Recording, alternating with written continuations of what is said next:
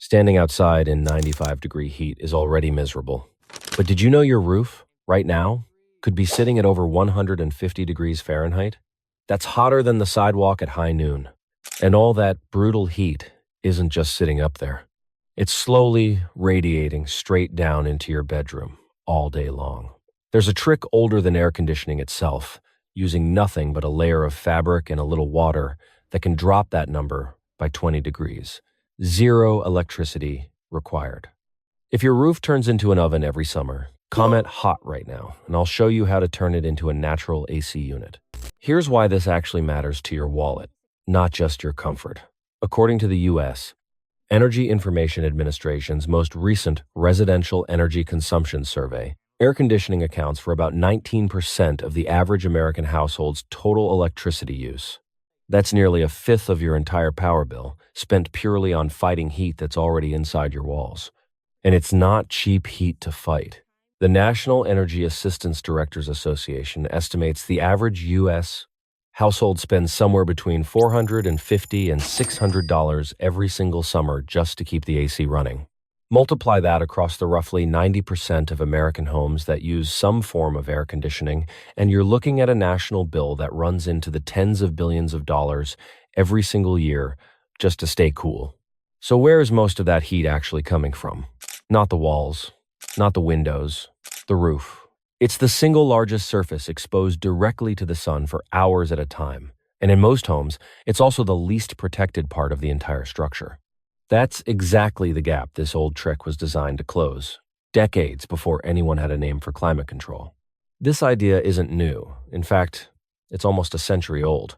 Back in 1931, an inventor named Barnes filed U.S. patent number 1,808,829 for a method of cooling buildings by covering the roof and sidewalls with a water-absorbent material, specifically burlap or canvas, and letting water travel down through that fabric from a high point on the building to its base. Long before that patent even existed, people in hot, dry climates across the Middle East and the American Southwest were already relying on evaporation to survive brutal summers, long before mechanical air conditioning was invented.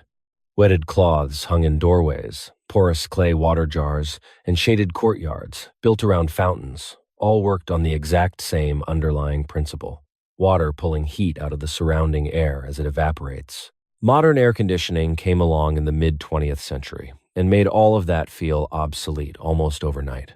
Compressors and refrigerants were faster, more controllable, and didn't require constant water. But the physics behind evaporation never stopped working. It just got buried in the back of engineering textbooks, right next to patent numbers nobody remembers. Now, with electricity prices climbing and more homeowners looking for ways to cut their bills, that old idea is getting a second look. Let's break down exactly why draping wet burlap over a roof can drop its temperature so dramatically. There are 3 separate physical processes happening at the same time, and each one reinforces the other two. First, evaporative cooling. Water doesn't just vanish when it evaporates. It absorbs energy in order to make that transformation from liquid to vapor, and that energy has to come from somewhere nearby. In this setup, it pulls that energy directly from the surface of your roof. As water evaporates off the wet fabric, it is literally drawing heat out of the roofing material underneath it, second by second, all day long. Second, capillary action inside the burlap itself. Burlap is a loosely woven, coarse fiber, and that open weave naturally wicks and spreads water across its entire surface, the same way a paper towel pulls a spill sideways across a countertop. This is what allows a simple gravity-fed system, water trickling down slowly from a rain barrel or a gray water tank mounted at the roof's peak, to keep the whole fabric evenly saturated without any pumps, pressure valves, or electronics of any kind. Third, that wet layer also functions as a barrier against direct solar radiation.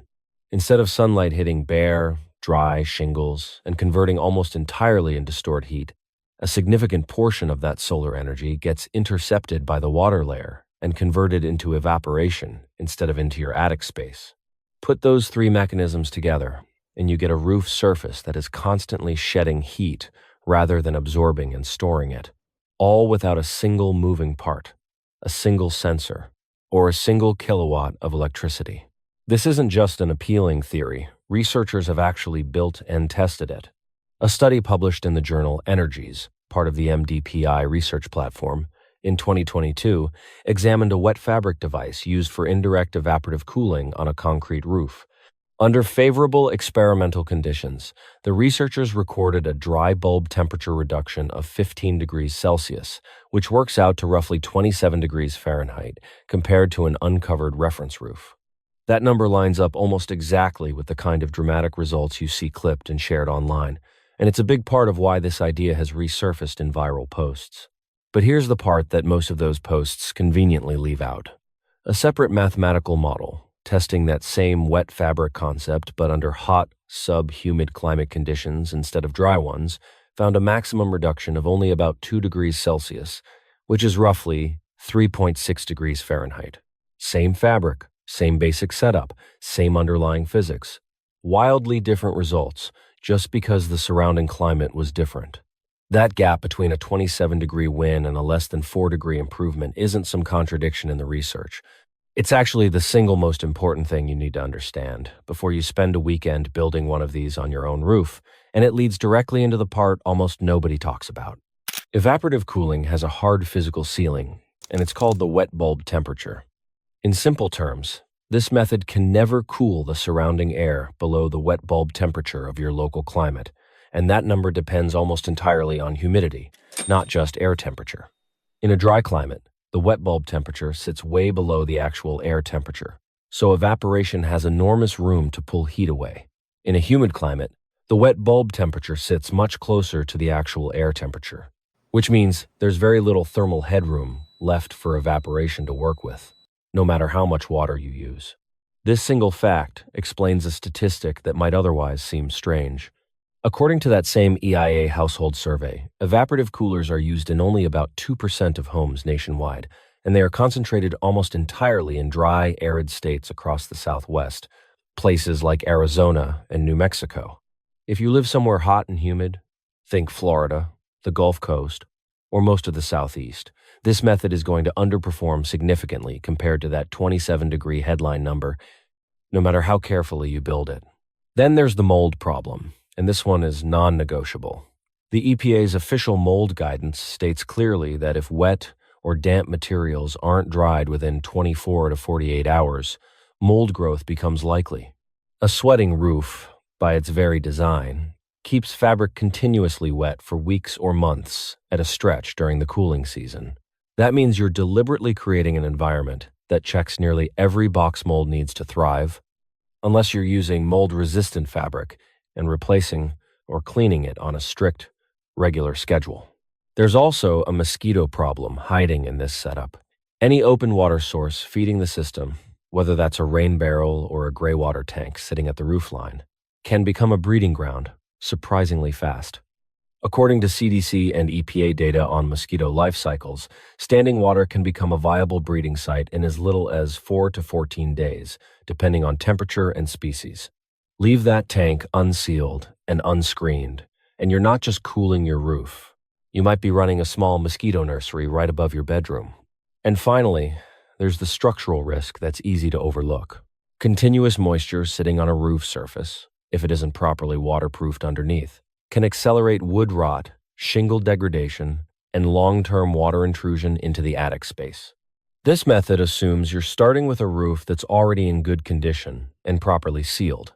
It is absolutely not a fix for a roof that already has existing leaks or damaged flashing, and using it on a compromised roof could make things considerably worse.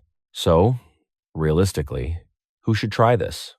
If you live in a hot, dry climate, think Arizona, Nevada, inland California, or West Texas, where humidity stays consistently low and that wet bulb ceiling drops way down, this method can genuinely deliver dramatic results, potentially getting you close to what that MDPI study recorded under ideal conditions. If you live somewhere hot and humid, this probably isn't your best solution, and no amount of clever building is going to change that basic physics. You'd likely get more consistent results from reflective roof coatings, improved ridge ventilation, or upgraded attic insulation instead. none of which depend on low humidity to function properly. As for cost, a basic do-it-yourself setup, burlap fabric, a gravity-fed drip line, and a rain barrel for water storage typically runs a small fraction of what you'd spend on a single month of summer air conditioning, let alone that full $450 to $600 seasonal average. Just make sure you budget in the ongoing cost of periodically replacing the fabric and properly mosquito-proofing your water source, because skipping those two maintenance steps is where this project usually goes wrong for people who try it without doing their homework first. At the end of the day, this comes down to one core lesson that reaches far beyond just roofs. Evaporation is one of the most powerful free cooling tools nature gives us, but it only works within the limits that your local climate sets for you. No passive cooling trick, no matter how clever or well documented the engineering behind it is a universal fix that works identically everywhere. The right question is never simply, does this work? It's, does this work here, in my specific climate, with my specific humidity levels? Understand that distinction, and you'll stop chasing viral hacks that quietly fail the moment you try to replicate them, and start applying real, verifiable physics to your actual house instead. If you want to see another zero electricity cooling method, one that actually performs well even in humid climates, check out the video linked right here.